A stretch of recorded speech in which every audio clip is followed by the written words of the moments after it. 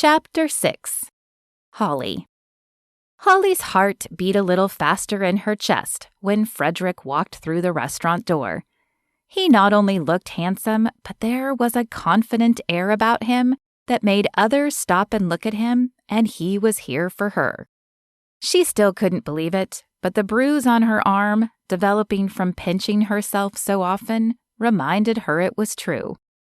Her lips pulled into a smile as he approached. "Ashley, are you good to handle the rest of the night?" Holly asked. "You bet, boss. Go have fun." Ashley's date with Colton the night before hadn't been fireworks, but Holly was sure hoping hers would be tonight. She'd replayed the kiss over and over in her mind, and she was hoping for an encore performance tonight, to make sure it hadn't been a fluke, of course. "Nice place you've got here," Frederick said as he scanned the room. "Can I see the kitchen?" Holly felt a twinge of disappointment that Frederick's first words to her were about the restaurant and not about her. But she supposed she could understand his interest. She was always curious about what other restaurants looked like, too. "Sure, come on back." She led the way back to the kitchen and pointed out her favorite features, making sure to keep them both out of the chef's way. "It looks like a great setup. How long have you been in business here?" "Almost 6 years. Holly could still remember the day she'd moved to Courage and gotten a job with the original owner. She'd worked her way up until she'd had enough money to buy the restaurant from him when he retired. It had been an old diner then, but she managed to update it and bring it into the modern age. 6 years. He rubbed his chin, his eyes still focused on the kitchen. "You in the black yet?" Holly blinked at him, wondering where he was going with this. "I do all right. Why do you ask?" Finally, he pulled his gaze from the chefs and to her. "I was just curious. The last restaurant I worked at never hit the black, even after 8 years. Of course, I wasn't there that long, but that's what the manager told me. It's not an easy business owning a restaurant." "No, I suppose not, but Courage is a nice place because not only is it a tourist town, but there aren't a lot of other restaurants in town." He nodded again. "So you pretty much have a corner on the market." "I guess you could say that. Let me just grab my purse and I'll be ready to go." Interest was one thing, but this conversation was odd, and she was ready to return to the date and the possibility of another kiss. Sure. He waved a hand at her as his eyes returned to scanning the room. Shaking her head, she hurried into the office and grabbed her purse and her coat, and then returned, taking his arm and leading him out the back door. "Well, what is the plan for tonight?" She hoped a dinner of some sort was involved because she hadn't eaten much at all. "I wasn't sure what you might like to do, and since we both work in the restaurant industry, I thought a dinner out would be too boring and might leave us critiquing more than enjoying, so I planned something else." "Oh, okay. Well, I'm game for anything." The rumbling in her stomach would just have to wait, but surely she could eat after. "So tell me about the last place you worked," she said, as they began walking down the main street. Frederick shrugged. "It was a nice place, up north, but like I said, they couldn't manage to get in the black, even with the suggestions and changes to the menu I made. Before that, I worked at a place in Italy with Natalia. Remember her?" The beautiful Italian that he'd been obsessed with in cooking school? How could she forget? "I do. So you went to Italy with her after school?"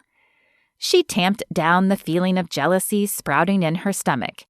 There was no reason to be jealous. Whatever had happened with Frederick and Natalia meant nothing because he wasn't with her now. He shook his head. "No, not at first. Right after school, I worked at a place in New Jersey. That's where I'm from, you know." "Really? I'm from New York. How did I not know you were from New Jersey? And what happened to your accent? Mine has softened since I've been here, but I don't remember you having one even in school." "Theater. In high school, I did a lot of plays and had to adopt many accents. I've done so many I hardly remember which was my original now. Theater. For a moment, the word made Holly wonder if he was playing a part with her now. Was he just pretending to like her for some reason? If he'd done as much theater as he claimed, she doubted it would be hard for him to be convincing. But what would be the purpose? No, she was letting old insecurities take over, and that wasn't who she was anymore.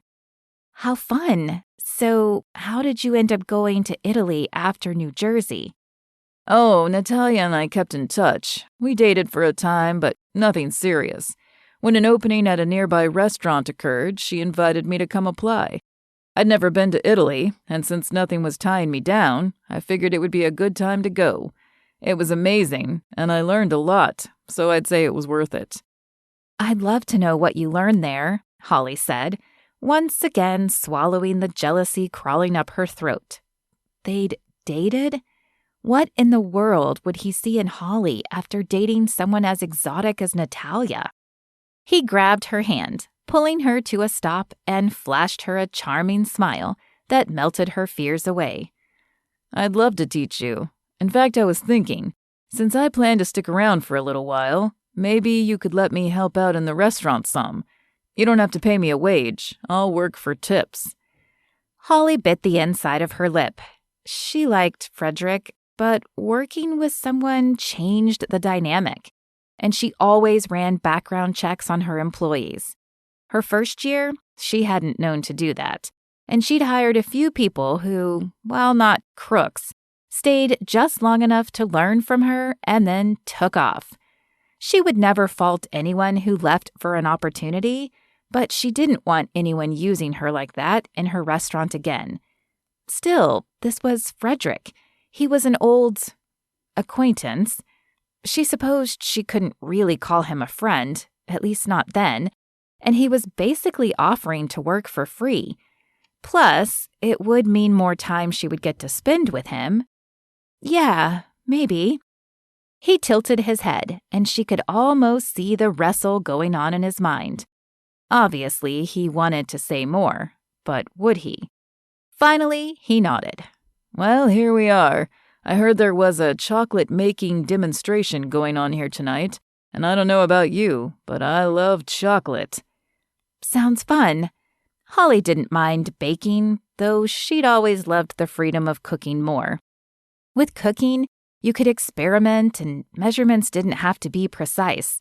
She found that rarely worked with baking.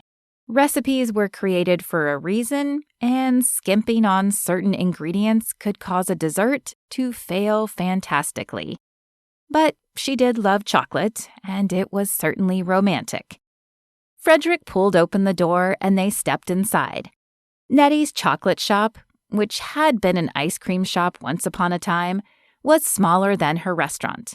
But since people didn't usually sit to eat chocolates, it worked for her space. Tonight, however, she had set up a few tables, and Holly was surprised to see Dougie and Becca at one. Beside her, she felt Frederick stiffen. Evidently, he was surprised as well. I suppose I should have known this would be a popular event, he said, as they claimed the last free table. We can go elsewhere if you'd prefer. Holly shook her head at him. Nonsense. Dougie and Becca are my friends. It will be fun doing this with them. In fact, I'd love to set up a time for you to meet all of my friends. Maybe we can plan a fun dinner at the restaurant and invite everyone. She didn't know how long he planned to stay, but if he was going to be a part of her future for any amount of time, she wanted him to meet the most important people in her life. He paled slightly before smiling. Sure, that would be fun. Nettie began speaking then, introducing everyone to the group and explaining what they would be doing. As Holly pulled out the mold they would be using, she glanced over at Dougie and Becca. She liked Becca, though she didn't know her that well, but she could not see them as a couple. Maybe it was just the sheer size difference.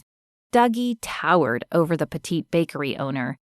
Or maybe it was the age difference. She was sure that Becca was much younger. Then she caught herself.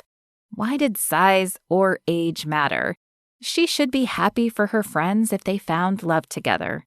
So why did she feel this nagging sensation that it wasn't right? Are you sure we shouldn't go somewhere else? Frederick asked, grabbing her attention again. She shook her head and smiled softly. No, it's fine. I'm here and I'm focused. He looked over her head at Dougie and then back at her, and his eyebrow lifted slightly.